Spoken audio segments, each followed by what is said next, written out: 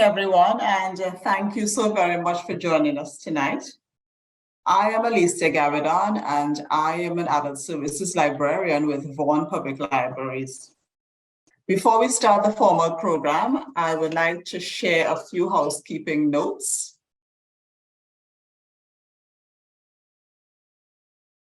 To minimize interruptions, participants will be set to mute and videos will be turned off. For accessibility, we have turned on the live transcript feature. A question and answer period will follow the presentation. Questions can be sent in at any time via the chat function and are moderated by the co-hosts. On behalf of Vaughan Public Libraries, I would like to respectfully acknowledge that our libraries were built upon the territory and treaty lands of the Mississaugas of the Credit First Nation per the Toronto Purchase Agreement or Treaty 13. We also recognize we are situated in the traditional territory of the Huron-Wendat and the Haudenosaunee, who occupied this land before the arrival of European settlers. The city of Vaughan is currently home to many First Nations, Inuit, and Métis people. We acknowledge their contributions to the life and prosperity of this land. As representatives of the people of the city of Vaughan, we are grateful to have the opportunity to work and live in this territory. This evening, I'm pleased to welcome Dr. Karen Bopp. Dr. Bopp is the Director of Provincial Outreach, Adjunct Professor, Center for Interdisciplinary Research and Collaboration in Autism, CIRCA, at the University of British Columbia. Thank you very much for joining us, Dr. Bopp. Please join me in giving Karen Bopp a very warm welcome. Thanks so much. I'll start by sharing my screen, making sure that I've clicked all the right buttons. And I will start the presentation. So can everybody see that? Or Alicia, you can let me know? Yes, yes. Great, wonderful. So thank you so much, everybody, for having me. I'm just gonna shrink this one thing so I don't see myself talk. It's always distracting. I do want to acknowledge that I'm joining you from and the University of British Columbia is on the unceded territory of the Musqueam First Nation peoples. It's a beautiful country, a beautiful land that we are privileged to work, live and play on. So I want to acknowledge and thank the Musqueam First Nations for allowing us to be on their lands to work, live and play. Also, I want to acknowledge some of my co-developers on the project that I'm going to talk to you about today. Sharon Hugh, and she's the CIRCA instructional designer, and Dr. Pat Miranda, who is CIRCA's past director. She's since retired, but continues to be actively contribute to this and support these CIRCA Pro-D initiatives that I'm going to talk to you about. So I've been asked here in your evening, my early afternoon, in British Columbia to talk to you today about a program that we've developed at CIRCA called Autism and Neurodiversity in the Workplace. It's a free professional development program that's available to anyone, anywhere, anytime. And we only have about an hour today, so I'm going to just give you some highlights of that program and encourage folks to go to it and take it. So there's no handouts today, but everything really is on the free professional development program. And once you've signed up for the program and you've gone through it, you have full access to it anytime you like. And you can go back to certain parts of it, just like a binder or a handout. You can go back to it and use it as a reference. So what is CIRCA? Well, CIRCA is at the University of BC. It's in the Faculty of Education, and we really support interdisciplinary collaborative work. So among other things, we did develop free online professional development programs in autism and neurodiversity, targeting dentistry. So it's called Autism and Neurodiversity in Dentistry, Autism and Neurodiversity in the Workplace, which I'll talk to you about today. The other programs are Autism and Neurodiversity in Primary Care and Autism and Neurodiversity in Early Childcare. And really the purpose of each program is to provide learners with practical knowledge and skills to better support, include, and accept autistic individuals in all walks of life. Each of the professional development programs includes a series of online modules that are self-paced, they're interactive, so it's not you just watching, a talking head, or it's not you just scrolling and reading. They're very interactive. They're built for adult learning, and they're available, as I said before, to anyone, anywhere, anytime for free, because they were funded by our Provincial Ministry of Children and Family Development in the province of British Columbia. So before we start, I want to just take a brief moment to talk about language use. So in this presentation, I refer to neurodiversity. Actually, Judy Singer, who's an Australian autistic sociologist, she first coined the term in the late 1990s. And in general, term neurodiversity relates and means to the biodiversity of the human brain and minds. And it includes all of us. And the term neurodivergent actually describes those whose brains and minds in society are considered to be different. The neurodiversity movement reflects the idea that there are a variety of neurological differences in how we all think. And these differences are varied as humanity itself. In general, individuals who identify as neurodivergent may have a variety of formal diagnoses, including autism, attention deficit hyperactivity disorder, dyspraxia, dyslexia, Tourette's syndrome, just to name a few. But regardless of these labels, each neurodivergent individual, like all of us, experiences the world differently. So in this sense, neurodiversity represents a wide range of differences in how the human brain functions. It's a natural form of human variation, and it's really inseparable from a person's identity. The neurodiversity movement is also about disability justice. So really advocating that every person has worth and that everybody has differing strengths and needs.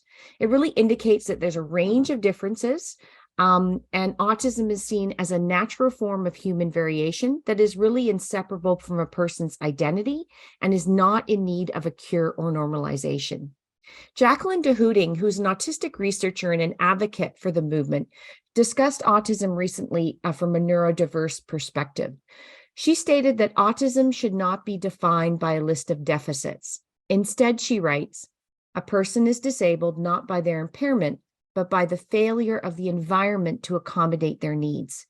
In other words, disability results not from autism itself, but from living in a society which tends to be physically, socially, and emotionally inhospitable towards autistic people. So the neurodiversity movement really asks society to move beyond simply providing supports and services that aim to normalize autistic people so that they quote unquote fit in, and move toward services and supports that provide adjustments or accommodations to physical and social environments so that all autistic and neurodivergent individuals are supported to reach their own unique potential. So, oh, I'm sorry, you were not seeing the quote that whole time. I'm going to use mostly before we go on again, that's a little bit about neurodiversity, and you'll learn more about it in the modules. But I want to talk just really quickly about language use and the use of identity versus person first language. I'm going to use mostly identity first language, so autistic or neurodivergent individual in this presentation, rather than person first language, so person on the spectrum or person with autism. And I do this because for many autistic and neurodivergent individuals, identity first language is preferred. Many people on the spectrum object strongly to the notion that they need to be fixed or cured because they're somehow broken or deficient. And autism isn't something that's happened to them. Instead, it's really a strong part of who they are. One autistic, an unknown autistic, said it the best when they said, "There's nowhere I end and autism begins." But that said, many individuals, parents and professionals, and me, as I sort of grew up in the world of autism, I'm an ally. I'm not autistic myself. I sort of grew up in this world in my career of person first language, which really was to move away from previously and in sometimes seriously offensive ways of referring to people with disabilities. So it is a choice for individuals. And speaking of sort of that choice, throughout this presentation and throughout the modules and all of the professional development programs, you meet autistic and neurodivergent individuals, and they graciously shared their experiences on camera. CIRCA is forever grateful to this group. Here are some of their faces here. They expressed their personal stories. They gave life to the content. But the opinions they're expressed don't represent all experiences of neurodivergent individuals because, as I said, like all of us, each person and each experience is unique. But we really felt what they brought to the table really needs to be heard. And you'll note that when I'm talking about any of the interviewees, I will refer to them by the pronouns of their choice. So let's start with hearing from Lucas, Kiera, Henry, and Kevin. It's about a 1 minute and 15-second video about what language they prefer when speaking about themselves. Both terminology I use interchangeably. So, for example, I use both. I'm a person on the spectrum and an autistic person. I don't care what terminology is used. Again, this is just my opinion. This is just from my perspective. Ask the person of question if they disclose their diagnosis, how they want to be perceived, because it's their opinion and all opinions should matter. And that's the one thing that we should all just take back and listen, because one person's voice doesn't represent everybody's. I prefer person with autism. I just think it sounds a little bit better. I guess I'm okay with being autism because it's just the way I am now. I guess I prefer on calling myself an autistic person. So for myself, I prefer identity first. So I identify as autistic person. For me, it's an inalienable portion of who I am. I'm an auditor, I'm a marathoner, I'm an autistic individual. I wouldn't say I'm someone who does audits, someone who does marathons, or someone who has autism. That just doesn't seem that natural to me. So there's just lots of differences that some people do prefer person first language or identity first language. What we do know is that in British Columbia, we know that 1 in every 29 individuals between the ages of 6 and 18, and obviously they grow up, it's 1 in every 29 has a diagnosis of autism. And so it's not the case that you may work with autistic colleagues or may be hiring autistic employees. It's sort of how many, and some people may disclose, some people may not, but just ask. So it's autism isn't a bad word. Disability isn't a bad word. These are words that people identify their identity with. And so it's really important that you ask individuals what language they prefer to use. So let's start by taking a brief look at why CIRCA developed professional development programs specific to autism and neurodiversity sort of in the workplace. In 2019, CIRCA and the Chartered Professionals of Human Resources of BC and Yukon conducted focus groups with HR professionals and employers across BC. And many of the attendees reported that they knew little about autism and neurodiversity, and they lacked the knowledge on how to support autistic and neurodivergent employees so that they could reach their potential and the productivity at work. So in general, we heard that people wanted to learn more. And so really this was about what can we learn? So we learned that people wanted to focus on their role to provide ways for how to support individuals. In Canada, over the past 7 years or so, there have been many types of wonderful workplace programs that have emerged. The biggest example are the programs Ready, Willing, Enable and Employment Works Canada, which are national programs, and you can find all their references and their connections in the modules. We have all of that. So CIRCA is in no way trying to replace or compete with the wonderful work of Ready, Willing, and Able. The program Autism and Neurodiversity in the Workplace really is to complement their work. And we feel that the other programs that target the other service sectors, family medicine, dentistry, and childcare, are really an extension of this work of acceptance of neurodivergent individuals in all walks of life. So we think about sort of why we develop these programs. Well, traditionally, a lot of services that we offer really focus on direct interventions to autistic individuals to have them change so that they fit in, right? Even from a very young age, this happens. When kids are little, they're sort of immediately taught they're going to speech therapy or behavior intervention or whatever it may be. And over time, that really sort of weighs on you going, wow, I just must be wrong. And so that is really sort of, it's great to have person-centered interventions that really focus on allowing a person to reach their own potential, but it's not the full story of inclusion. And we really want to look more in line with what we call a social model of disability. And in a social model, a person's not disabled because of the things that they cannot do. As we said early from the quote from Jackie DeHooting, it's because of the restrictions and barriers placed upon them by society. So a social model of disability really takes the focus off of what the disabled person needs to do to overcome their own differences and examines what society can do to remove barriers. So traditionally, principles of accessibility and inclusion are sort of really more easily pictured with people who are physically disabled or what we call seen disabilities. So you have things like wheelchair ramps, wider halls for people with hearing impairment, closed captioning for people with visual supports. You have Braille or larger fonts, and these break down barriers for people with hearing or visual impairments or physical disabilities.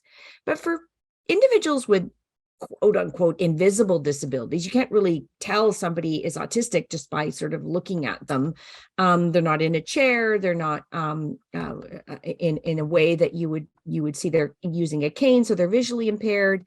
So it really is what can be done to make the world more inclusive, accessible, and accepting for them. And how can we as society adjust both our physical and our social communicative environments to better support their unique differences? And so CIRCA really set out to answer these questions as we created this program. It's really on us as employers, as co-workers, to adjust what we're doing. It's enough of asking autistic individuals to adjust what they're doing. So we feel it is on all of us to change what we do, change our attitudes to be more inclusive. But I just wanted to pause for a moment and let's hear of the impact of always trying to fit in from one autistic advocate. Faye and Faye's words reveal to us that it is important to understand that it's okay to be autistic and that the differences in ways people interact are not viewed as wrong. So let's listen to Faye. Because we don't necessarily get the whole like socializing with people in a certain way thing right away, or like we're not very good always at communicating or expressing our emotions or understanding other people's emotions, or we have this like wall between us and them that can lead you to feel like you're a bad person, because if you weren't a bad person, then these things would come more naturally to you. If there was just a way that we could, I don't know, if we could find a way to lessen that feeling and just come from a place of understanding on all sides, then I feel like that would be beneficial. And there is a way. I'm so excited that you are all here today to learn. I recently presented at the Pacific Dental Conference here in Vancouver, and there were probably 400 people in the audience and a lineup down to get in. And that's not because, hey, everybody's listening to Dr. Karen Bopp and the Kayla Ragusin-Miller, who was the co-presenter there. It was more because it was so exciting that so many people are saying, hey, what can I do? What can I do to help people feel more included and accepted and supported in the dental environment. And now you're here to find out how to better support individuals in the work environment. Because as you see, that can really, with that, always putting it on the shoulders of individuals can really affect a person's mental health. So we want to promote inclusive, accepting environments where people don't have to feel like a bad person because they don't necessarily see the world as others. So let's look a bit at program development. How did we develop this program? I'm going to really briefly whip through this part. It's all on the website if you wanted to see more. For each of our 4 Pro-D programs, we first established partnerships. We wanted to make sure that everything was incentivized. I mean, everybody does things out of the goodness of their heart sometimes, but a lot of times we do things because we are getting continuing education credits. And so we will sign up for things that allow us to get those credits. So we solidified partnerships with key stakeholders for each of the service sectors. And in this service sector, it was with the Chartered Professionals in Human Resources, BC and Yukon. And it's pre-approved for continuing education in British Columbia. So it should be approved also for continuing education credits for HR professionals in other provinces of BC. You can use BC as an example that it has been improved. We then did needs assessment and focus groups. We completed service sectors needs assessments for each of the things. I mentioned that we met with HR professionals across the province and employers across the province. We scanned existing resources. There's no need to reinvent any wheels here. And so we wanted to also get a really good list of vetted resources for each module that augments the modules, so that when you take it, you're like, oh, I want to know more about the Ready, Willing, and Able program or other programs, and we have those links for you and you can dive into those. We also established advisory committees that included autistic individuals, family members, and representatives from post-secondary institutions, service organizations, and government ministries. And of course, when we created the content, we assured that autistic individuals were directly involved in every step. We really worked with a nothing about us without us mantra. Each advisory committee included autistic individuals and family members who played active role in content development, and all were compensated for their time. This wasn't sort of the typical, you have a disability, would you like to come onto our group, and you're not getting paid, but everyone else is. Everybody was compensated for their time. We also, as I said before, had over 22 autistic individuals that were interviewed on camera and shared their personal experiences. And for the CIRCA workplace program, we did an environmental survey in partnership with the SNE Family Foundation. And it was created in partnership with an autistic advocate, Corey Walker. And it was distributed across Canada and completed by over 170 autistic individuals from across the country. And it greatly informed the content. So really, when we dive into the content, it's about what autistic individuals say, what works for them in the employment setting. So let's get to it. Autism and neurodiversity in the workplace. Basically, it's designed for anybody interested in inclusive employment, to learn practical strategies to support all employees. And really, this is about all employees. Like, as we dove into this and we're creating this, it's like, oh, really, is this just for autistic or neurodivergent employees? All of these strategies are actually helping to support all employees to be successful on the job. So it's just sort of a general thing that that is a bonus that also helps autistic and neurodivergent individuals. And as I said before, this is pre-approved by the Chartered Professionals in Human Resources of BC and Yukon for CPD hours. So let's see what's in the program. It's a series of 6 self-paced interactive modules filled with, as I said, useful activities and videos. I'll show you a little bit of it. Sometimes you scroll, sometimes you read, sometimes you flip things, sometimes you watch a video. So it really, we used, as I said, Sharon Hugh was our instructional designer, and it's really based on a lot of research about adult learning. And when you take the module, if you're on it for 5 minutes and you're like, oh, I got to go, I've got to go pick up the kids from school, or I've got to, get dinner out of the oven or whatever it may be, you can stop and it will remember exactly where you were when you left off, so you can just pick up from where you left off. So what are each of the modules? Each of the modules take anywhere from 30 to 60 minutes to complete. The first one is about understanding autism and neurodiversity in the workplace, just an introduction to autism. I've already given you a little bit of some of that content already about what's neurodiversity and what do we mean by autism. I'll talk a little bit more about that. The next one is a module on the benefits of hiring inclusively. The third one is a module on creating a diverse and inclusive workplace and culture. The fourth one is inclusive recruitment strategies, how to improve recruitment strategies to attract autistic and neurodivergent employees who have many talents. The fifth one is on inclusive employment retention strategies, so how to help somebody day to day.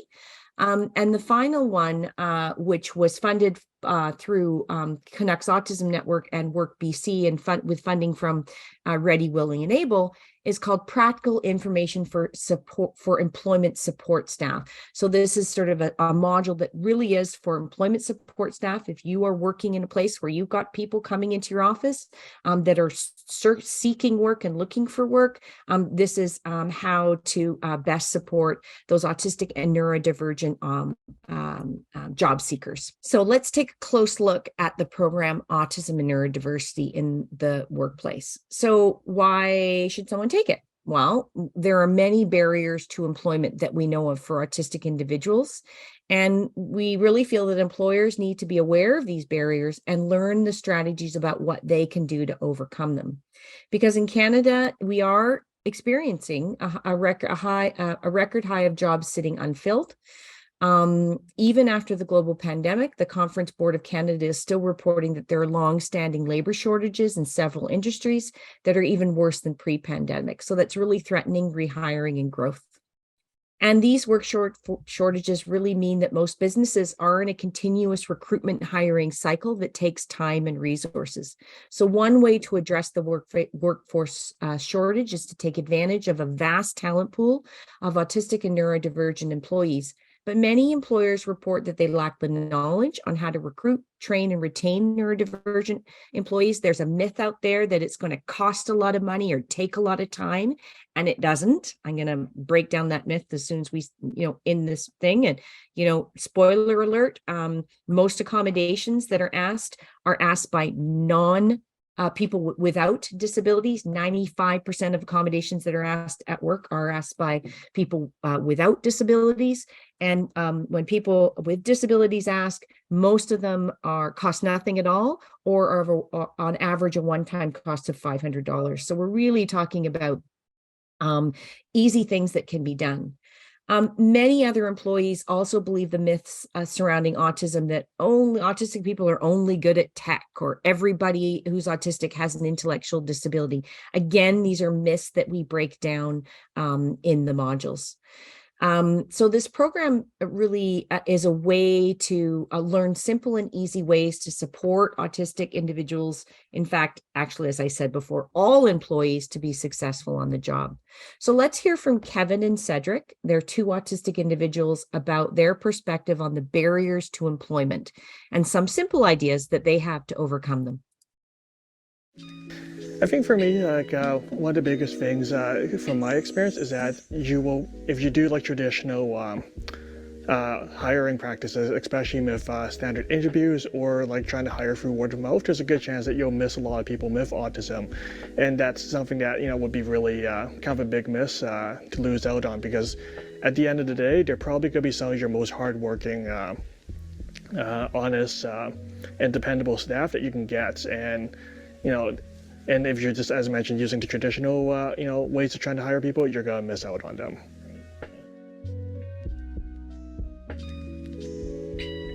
Just because an employee is on the spectrum does not mean that this employee is less capable.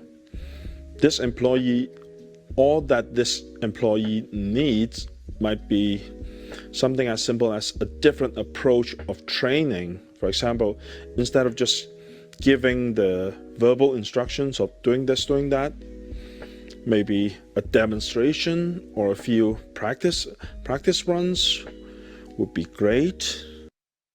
So we talk a lot about that in the strategies, just different ways of communicating instructions, different ways of recruitment, different ways of interviewing, so that you can just adjust simple things to take advantage of the talent of autistic employees.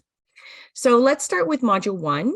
And module 1 is a prerequisite, and it actually must be taken before you can access any of the other modules. But once you complete module 1, you can take the rest of them in any order. So you might not be interested in the business case, so you might just want to go to module 4, or you might just want to go to module 6 or 5 or whatever it may be. But when you complete a module, you can return to it any time, as I said before, and freely move from lesson to lesson to access the resources and strategies that you need.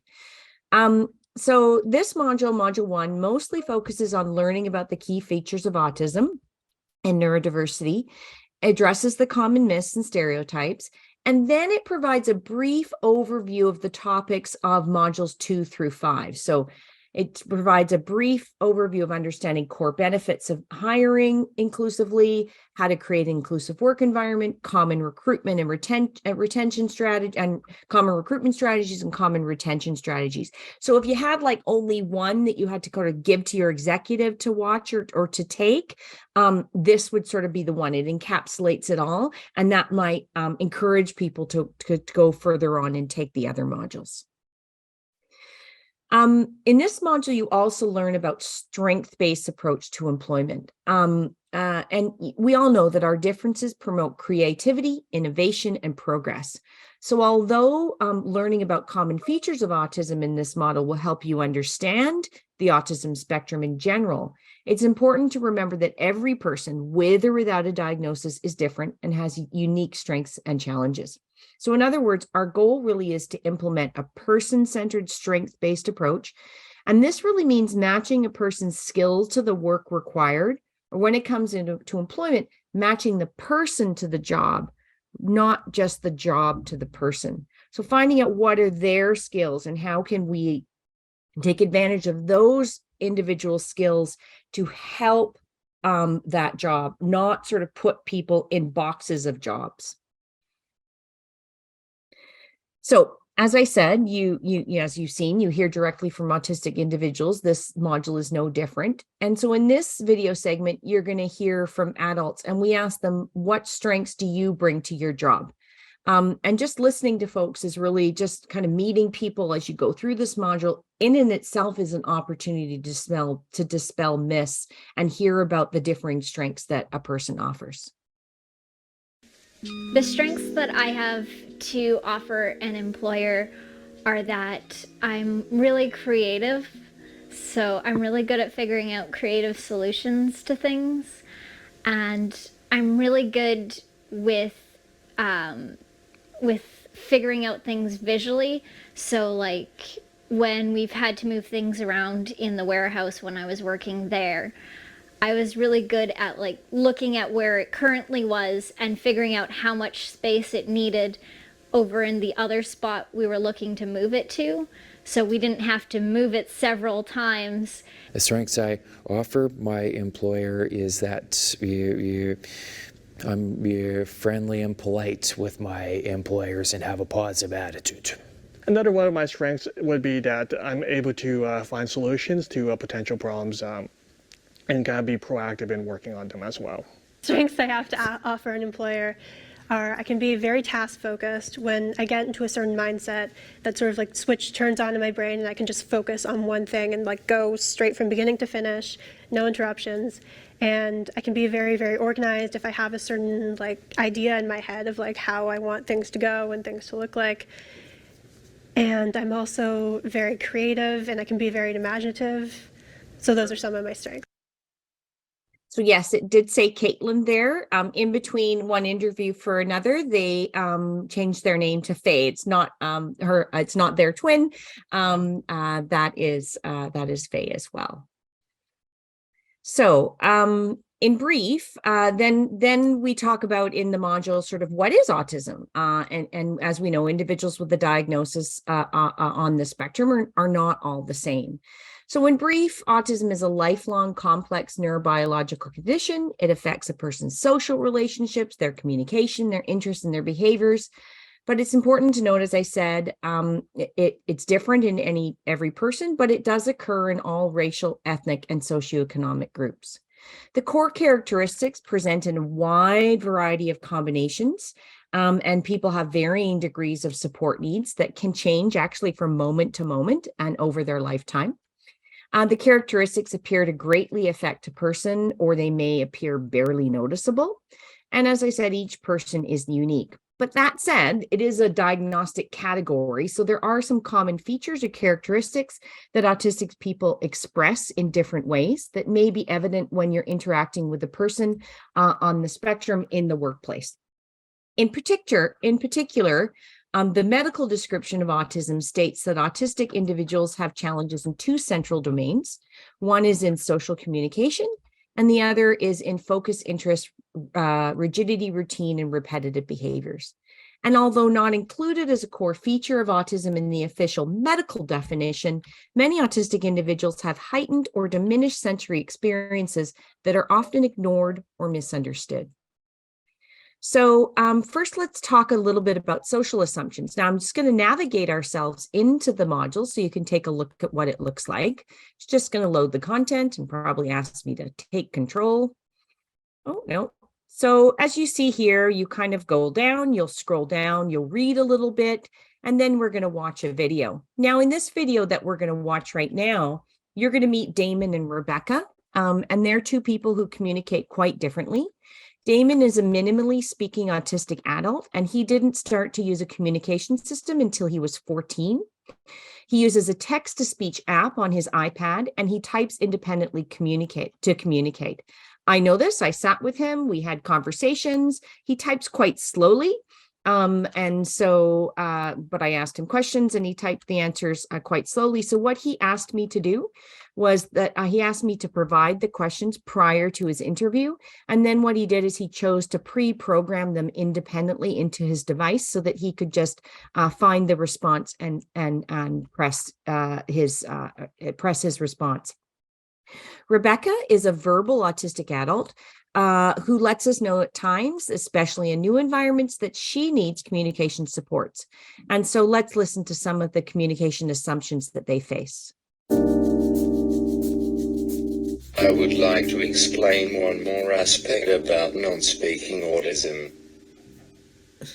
I have met and am aware of hundreds of non-speaking autistics who share my experiences with sensory and movement challenges, which presents as lack of understanding of the world around me. I'll admit, I definitely appear as though I don't understand language. My sensory feedback difficulties and subsequent volitional movement challenges make it impossible to speak fluently, to make facial expressions accurately, or to gesture reliably. Here's the thing, though. Despite my presentation as a severely autistic person, I do not have any difficulty understanding language. For so many people like me, it is simply difficult to demonstrate our understanding, due to the communication difficulties which arise from sensory and movement difficulties. It's such a relief when people speak to me as though I am my age. I need you to know that I need backup of our conversation, because when we're talking, I am overwhelmed. I am concentrating on what you're saying. I'm trying to figure out what you're not saying and that you mean that I'm supposed to know. I'm trying to make sure my reaction is appropriate, trying to make sure my facial expressions are appropriate. And in the midst of all of that, I have to remember what you're saying. And it's not easy. So an email with reiterating instructions or the ability to take notes. Sometimes I take notes and that helps, but something so that I have a record to refer back to later. So sometimes it's making some assumptions about individuals about sort of, you might look at Damon, you might be introduced to Damon, and Damon will say outright, you probably don't think I understand everything, but I understand a lot. And he's quite articulate when he's sitting down and writing. So finding a job that might work for him in that area. Rebecca, on the other hand, seems she's verbal, has great verbal abilities, but as she said, when she's interacting with folks, it's not that she's being stubborn or didn't understand. She just really sort of needs some backup. So just writing it down as you do it, your instructions, or following it up with a quick email of what the task that you were asking to do is always very helpful. Another common assumption related to autistic individuals and neurodivergent individuals is that they don't want to be social or prefer to keep to themselves. And this obviously is a myth. Every individual, autistic or not, we all exist on a continuum of sociability. Some people are more social than others, and sometimes we are more social than at some times in our lives than we are at others. If you're at a conference and you're there, and at the beginning, you're interacting with people and you're having a great time and you're being social and you're going out for dinner. And by the end of it, you're like, I don't want to see anybody. I'm done. I'm over it. Right. So because you have been sort of on all day. And so, but for a lot of autistic individuals, they really want to socialize, but their social communication challenges can make interactions awkward or overwhelming. And so the result is that they may avoid socializing and can be inappropriately referred to as loners or inaccurately perceived as annoying or odd or rude or uncaring. So let's take a closer look at some of the other social communication challenges that you may experience at work. People have difficulties interpreting nonverbal communication. A person may not accurately interpret what's meant when you shrug your shoulders or even nod your head. So be concrete in your statements. Avoid reliance on nonverbal gestures. People may have difficulty interrupting abstract language, like that was a slam dunk or he got cold feet. They're sometimes not easily understood in the flow of conversation, and they might be interpreted literally. So you just say that presentation went well rather than that was a slam dunk. People may have difficulties interpreting sarcasm, and so you want to make sure that you sort of avoid that. They might take it again literally, so it's important to keep your message clear. A lot of people report they have difficulties engaging in small talk or social chat, and we know small talk is a ritual that is often used to open conversations. You start a meeting and everybody is going around doing small chat. How's the weather where you are? What are you doing? That sort of thing. But it eases our way into conversations, but it's also often used in the work environment. So in the morning, Bill may see Pat at getting coffee and say, "Hi, Pat, how are you today?" Pat responds, "Well, thanks, yourself. Nice weather we're having." Now, it seems easy enough, but small talk can be a challenge for those who struggle with social communication. For some people, it can be confusing, they say. It appears to serve little purpose. They're like, "Why are you asking me how I am? Let's get right to work." And Pat may want to start talking to Bill about the new contract, but has to engage in a conversation openers so that she does not appear to be abrupt first thing in the morning. So, when you're meeting someone, you want to make sure that you're not pushing the small talk all the time. You may also find that people have difficulty changing their voice or pitch to match the situation. Some of you work in libraries. Some people may not understand that in a library, your voice is softer than loud. They may have difficulty just understanding that context that's going around them. And they may have difficulty initiating and maintaining conversations and staying on topic. And they may require you as a communicative partner to probe for more information to keep a conversation going. In some conversations, a person may have difficulty staying on a topic and they may need reminders. So, we're discussing the building proposal right now. Let's write down that you want to discuss the land use issue next, right? So they might have difficulty scoring, okay, we're talking about this topic in the meeting, and then they might just need some reminders of which topic they're working on right now. A final social communication difference is then a person sometimes have difficulties taking another person's perspective and accurately reciprocating or taking into account their emotions or feelings. And so you might have somebody saying, this is wrong. And you might think, oh, why would you just sort of tell me that's wrong? That's hurting my feelings. But you may actually be wrong, but they're just not doing it in a way because they have difficulty seeing your perspective. And so, you just be aware that an autistic individual is often not being rude when providing blunt feedback or being disrespectful of another person's time when they interrupt. They just may need some specific reminders of how to give feedback or when and where would be the best time to ask for assistance. So focused interest is another area that autistic individuals may have some differences in. We all have interests and hobbies. For some individuals on the spectrum, these interests can be subtle, but for others, they can be extremely focused or intense. And actually, an intense interest can be an advantage in the workplace. So, somebody who's really interested in transit or really interested in journalism may sort of take up that as a job. Also, rigidity or the need for consistency. We all like, oh, what did I do? There we go. We all like things to be predictable, and keeping things consistent can really help all of our lives stay on track. For some individuals on this spectrum, they may be perceived as overly rigid in their need for predictability. Adherence to routine is one type of rigid behavior that some autistic people rely on to actually reduce their stress. Like, think about it. When you know what the agenda is, your anxiety is down. So routines are helpful to most of us, especially during times of stress. A common assumption is that all autistic individuals are rigid or unable to cope with change. However, adherence to routines, desiring sameness, ritualistic behaviors really do vary from person to person. Repetitive behaviors the same, and we'll talk a little bit about those now. Repetitive behaviors really also vary greatly from person to person, and they may be subtle. They may be playing with jewelry or hair twirling, or they may be more intense, like someone's rocking their body back and forth. We all actually engage in these types of behaviors from time to time. You may shake your leg. You may know somebody who doodles during meetings. You may have people that have a lot of things like I do, fidget toys that are on my desk.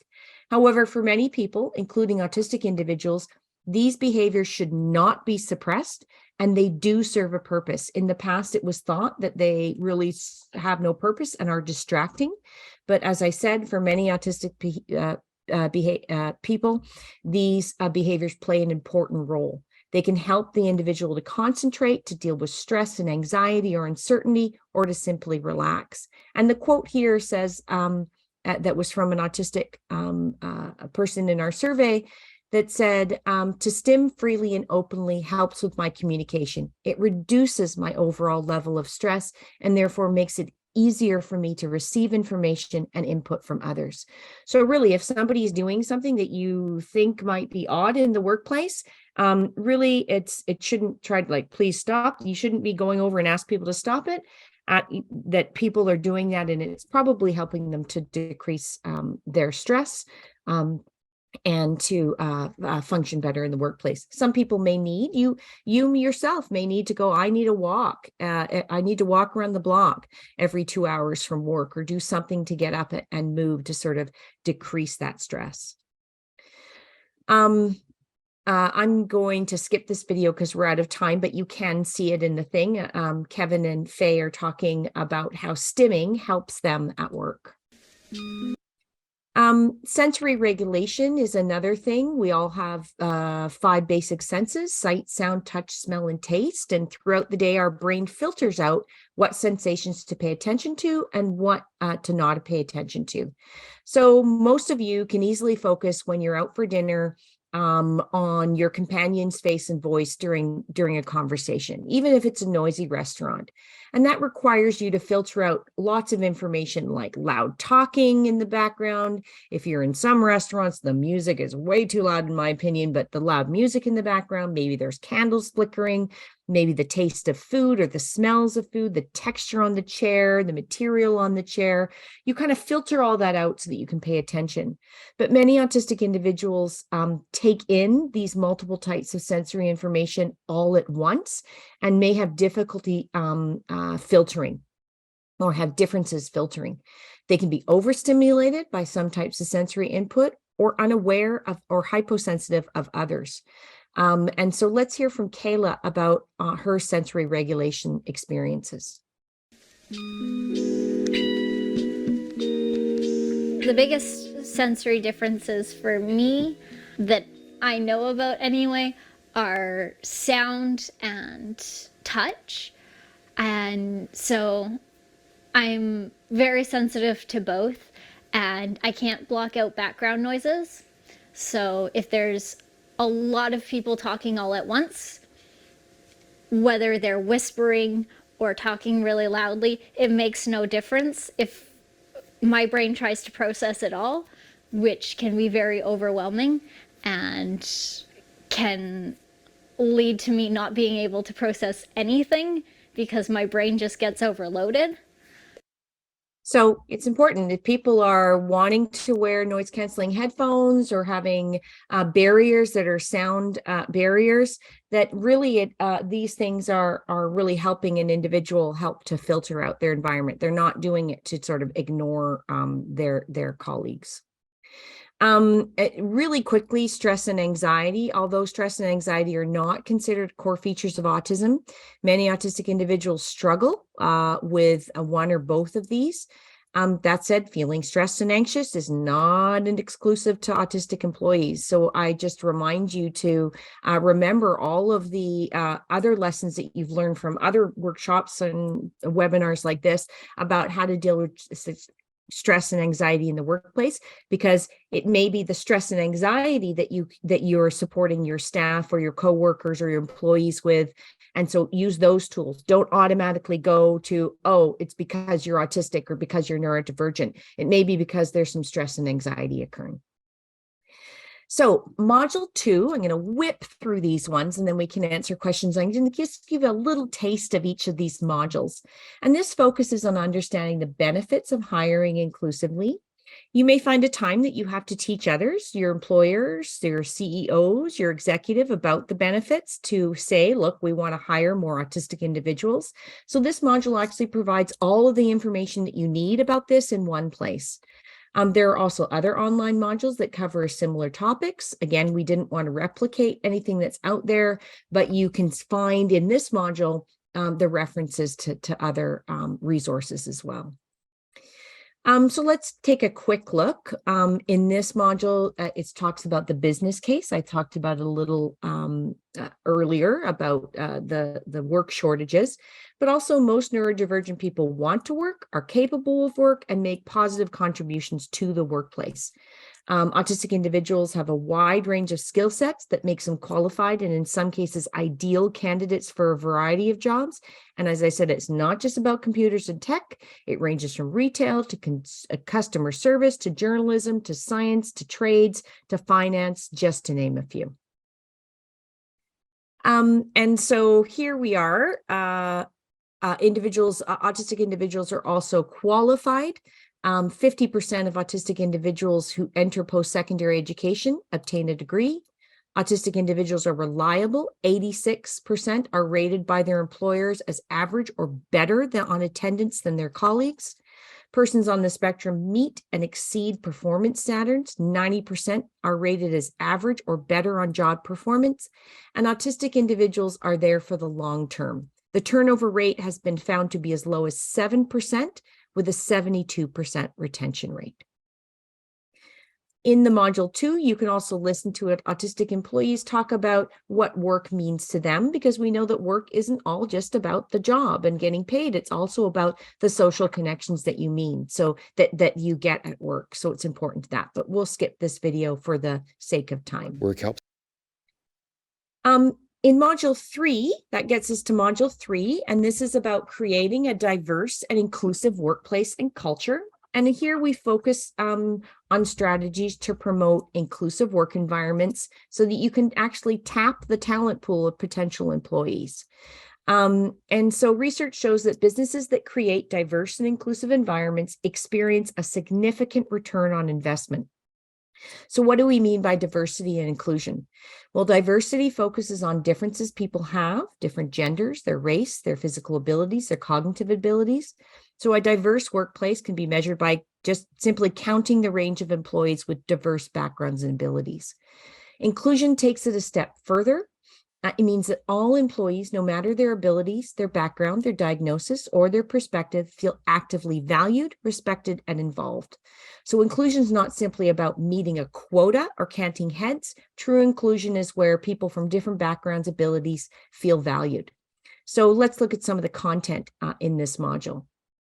First, you get a clear sense in this program that all the strategies that are presented are not specifically only for autistic or neurodivergent individuals, and that adaptations that are that we provide are meaningful to all employees and to help all employees be successful. So here are some organizational strategies that we talk about. And I'm just going to give you quotes from autistic individuals about some types of organizational strategies you can use. One is be flexible. The person says, my brain is high functioning some days and low others. I do lots of work one day and the next 3 days I can't speak. Flexible timelines for projects is a good idea. Another one is a strength-based approach. As I said, match the person to the job, not the job to the person. Integrating inclusive management model. Somebody said there should be a diversity training so management and employees understand about inclusion. Another person quoted to remove the accommodation stigma. Look at accommodations not as a special treatment, but as a best practice beneficial to everyone.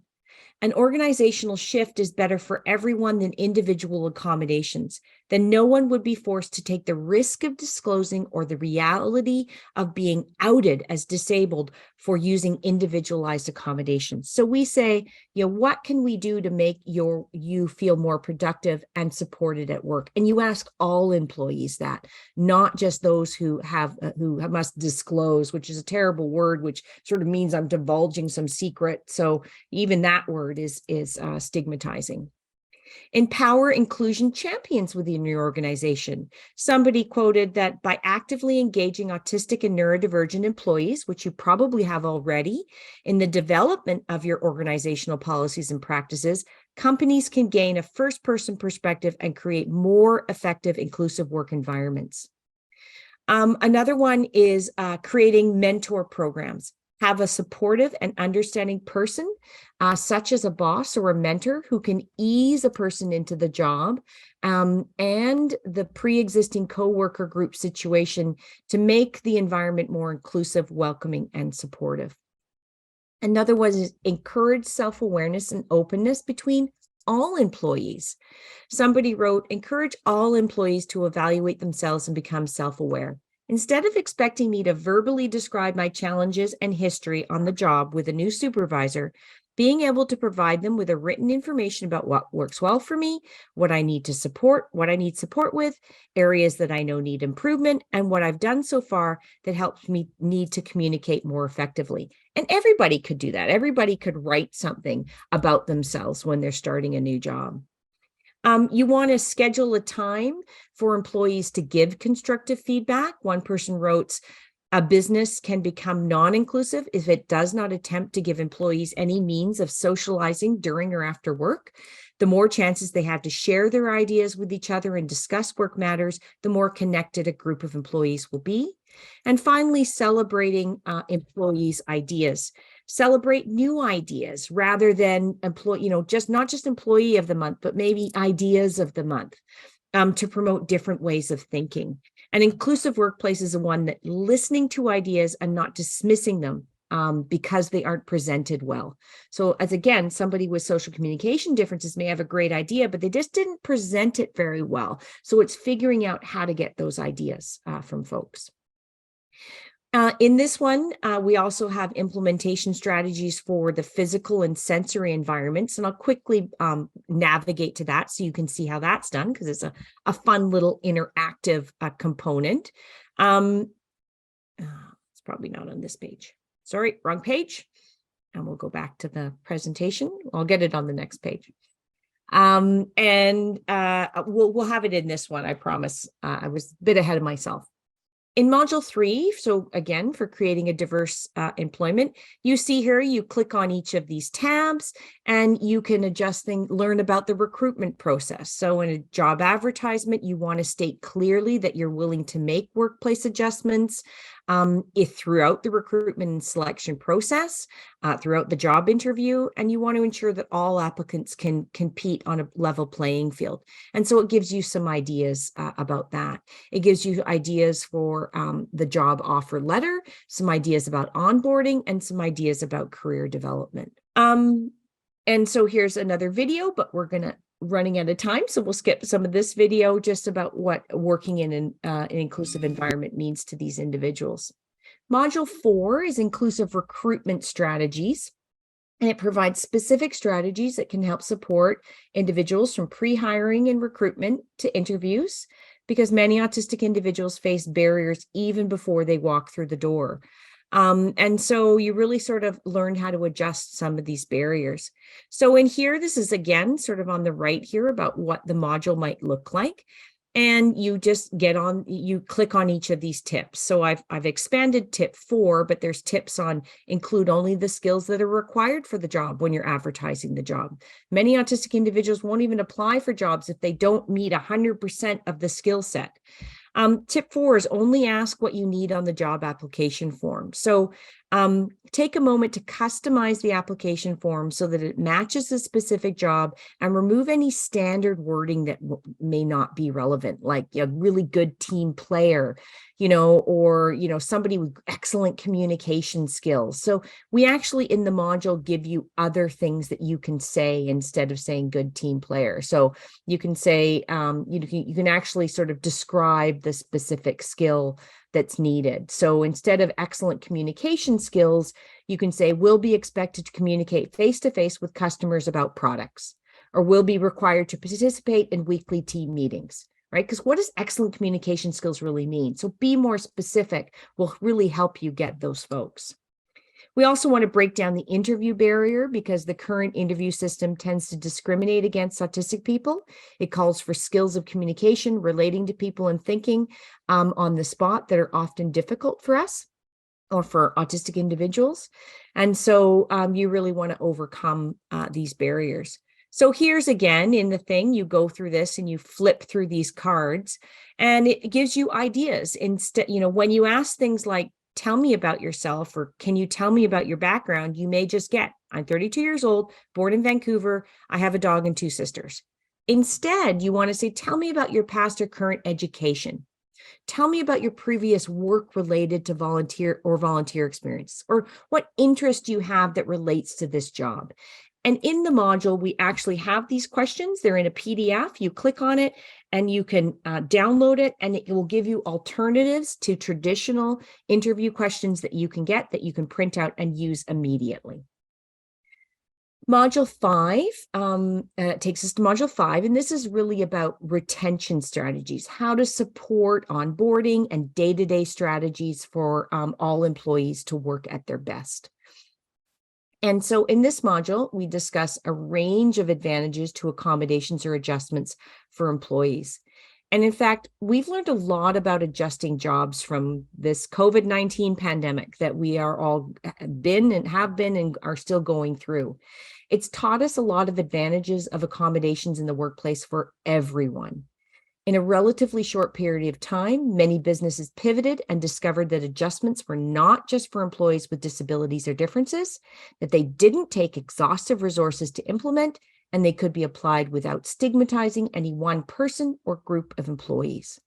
In fact, actually, Ashley Shue, an autistic advocate, said it best. They said, many accommodations demanded under COVID-19 were implemented within weeks, including the ability to work from home, to have flexible schedules, to get what we need without excessive and demeaning documentation, to share and celebrate creative adaptation, and to work with the knowledge that all schedules can change. These are the things that disabled and chronically ill people have wanted for a very long time.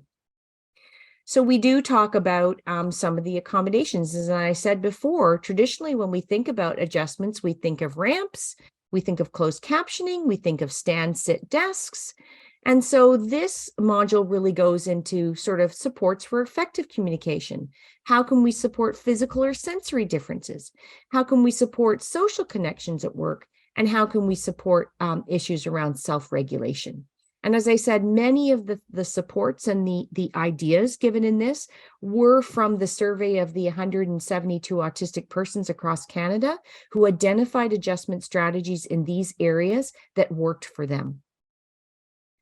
One thing.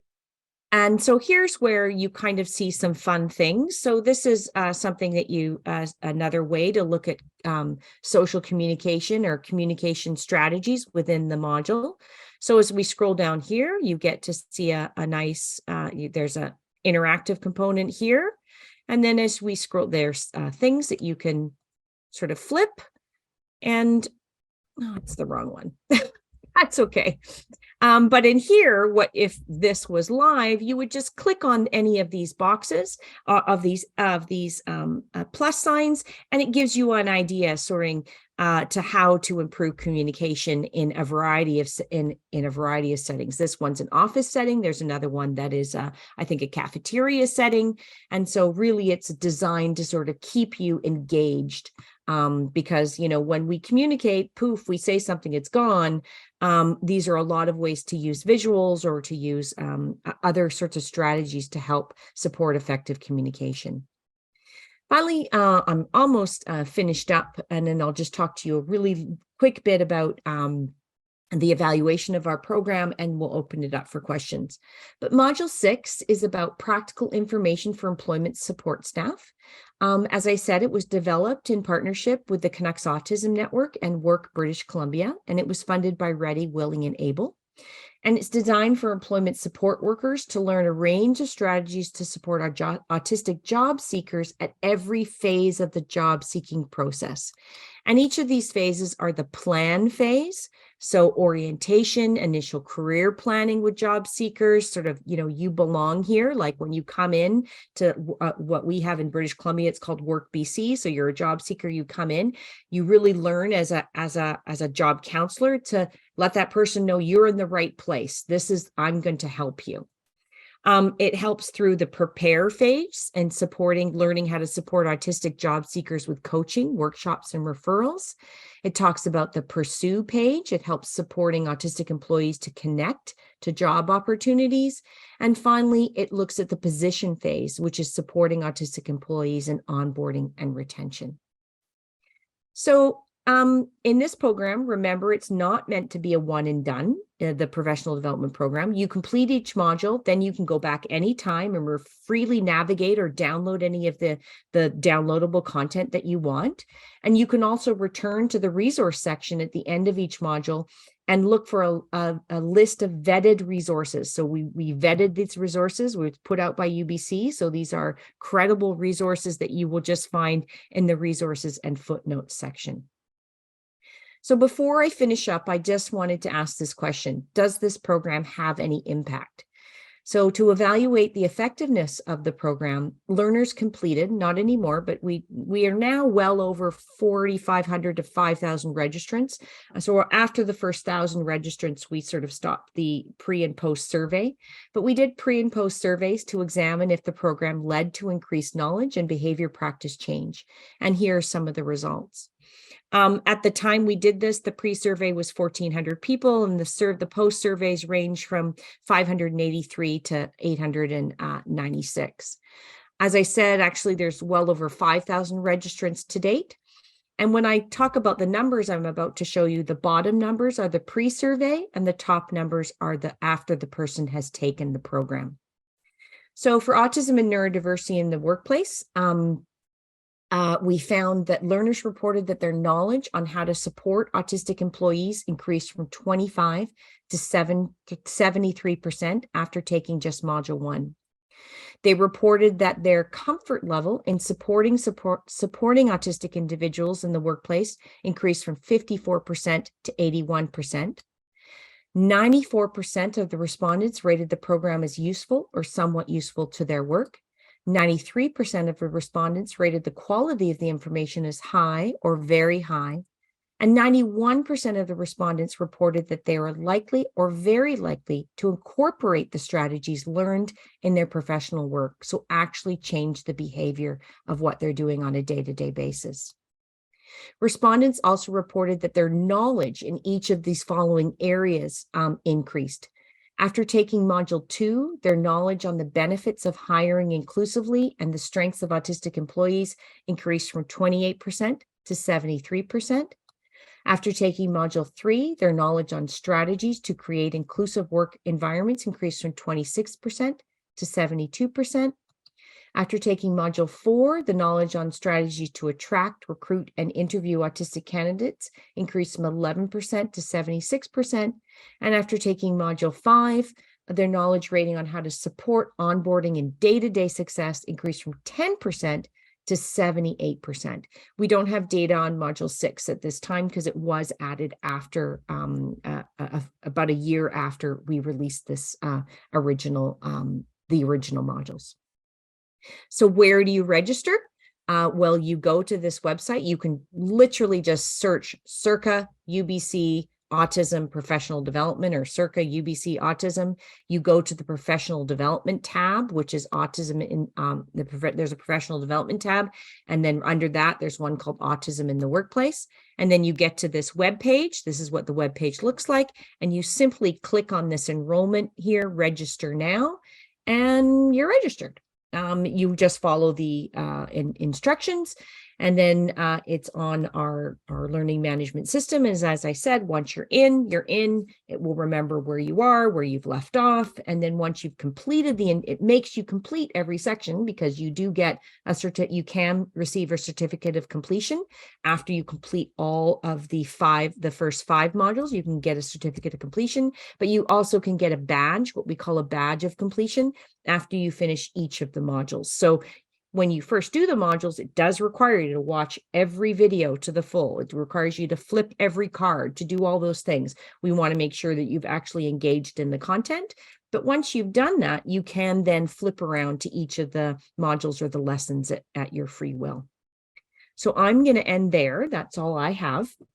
Sorry that I'm a little bit over time. I said it'd be an hour. It's an hour and 9 minutes. So I'm going to turn my stopping sharing and open it up to questions. Thank you very much, Karen. That really was an excellent presentation. And I'm hoping that we have some questions. So we are opening up the floor to questions. If you have a question, feel free to put it in the chat, or maybe you could unmute yourself and you can ask a question directly. So I see there's a question. Do you also speak to other special needs? Do you mean about other individuals with other diagnoses, other special needs? Is that? Yes. Okay. Yeah, I think, as I said, sort of this is the mandate that we were provided, and the funding we were provided was to create a professional development program for autism and neurodiversity in the workplace. But as I said, a lot of the strategies here really support all employees to be successful and can support people with other support needs, other diagnoses within the workplace. That's true for all of the modules, all of the professional development programs that we created. Not as much for primary care providers, which are family physicians. We're very specific about the screening and the diagnosis and the other co-occurring conditions and how to support the medical needs of autistic and neurodivergent individuals. But certainly the ones on dentistry, really, dentists can take it and dental professionals can take it, and it will help them to support people with a wide variety of needs. I see. What would work best? What would be the best way to go about asking for accommodations without telling them you might have an undiagnosed autism? Really excellent question.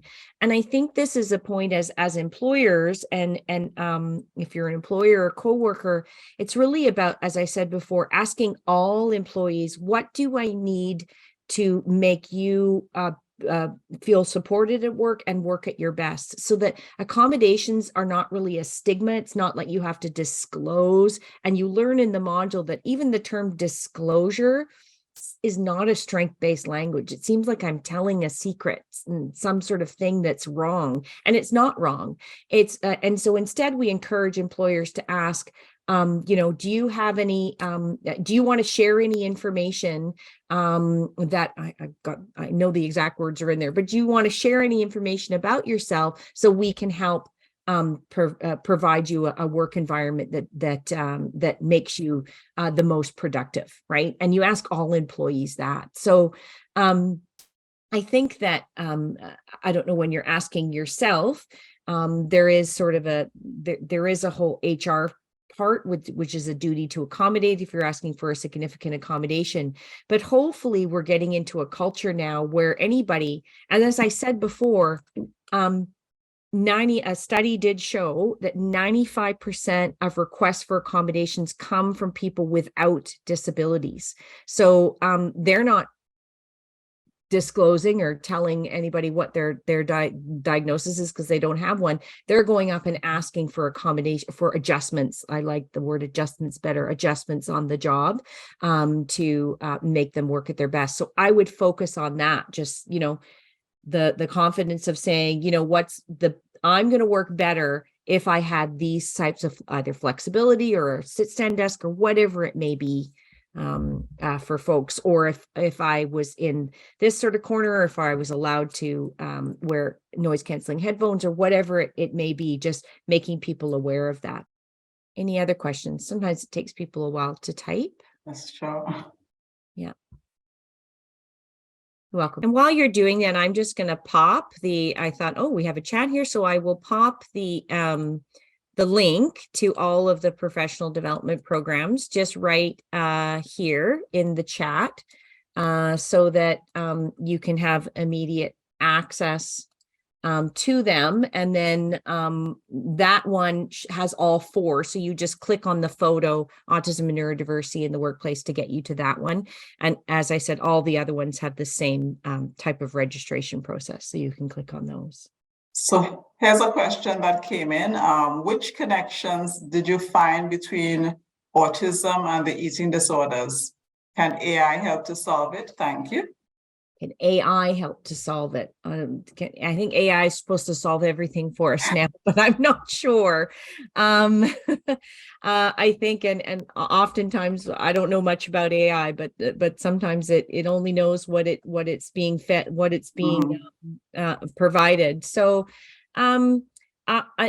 so what we do know about autistic and neurodivergent individuals is that about 98% of individuals have some sort of co-occurring condition.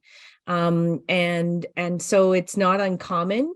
It's not uncommon for all of us. So, and I say co-occurring or coexisting condition because, again, we need to start using more strength-based language. In the past, we've said things like comorbid diagnoses. Comorbid, oh, that just sounds awful in and of itself. It sounds sort of morbid, and it's not. They're just co-occurring conditions. And I sort of ask everybody on the call on the Zoom here today to reflect on the fact that you have a wide variety of things. Some people have allergies and they have an eating disorder. Some people have anxiety and they have we're not as human beings, pinned to just having one issue or another. We all have a wide variety.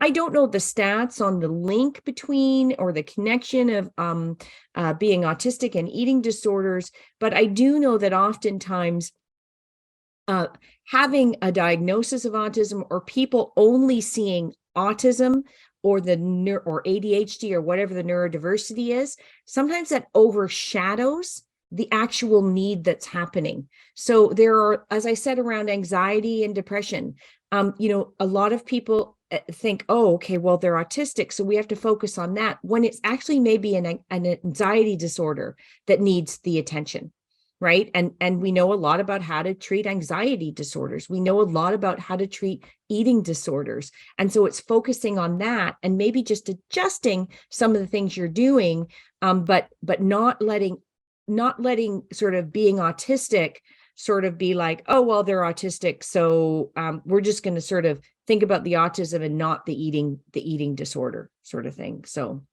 it's hard to say. I don't know the exact relation, but you know, there are some people too that it's not necessarily an eating disorder, but they may have some texture preferences. So some people, and when you meet Kayla in the modules, she talks about certain foods that she just doesn't like the feel in her mouth.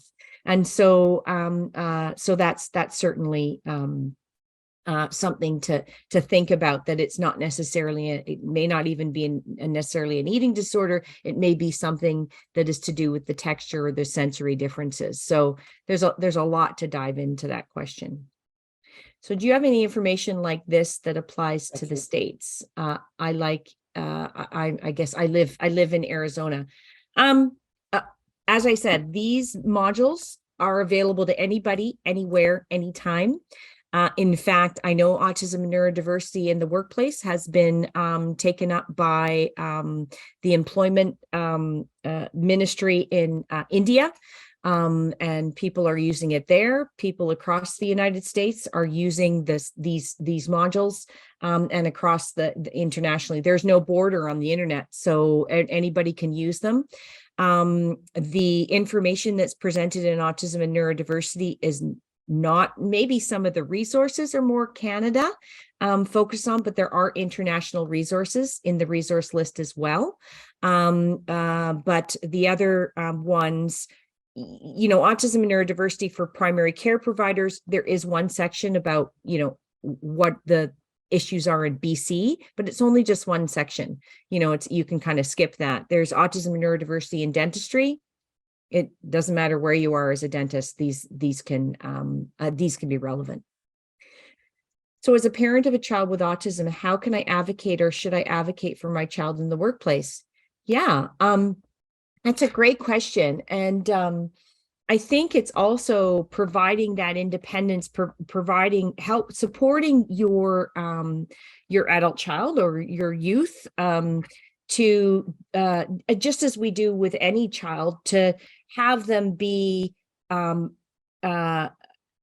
independent in their job. So a lot of employers, and you see in the module, will say, you know, I really don't like it when, you know, mom comes in and is, you know, I'm not employing mom and dad or the caregiver, I'm employing, you know, the individual.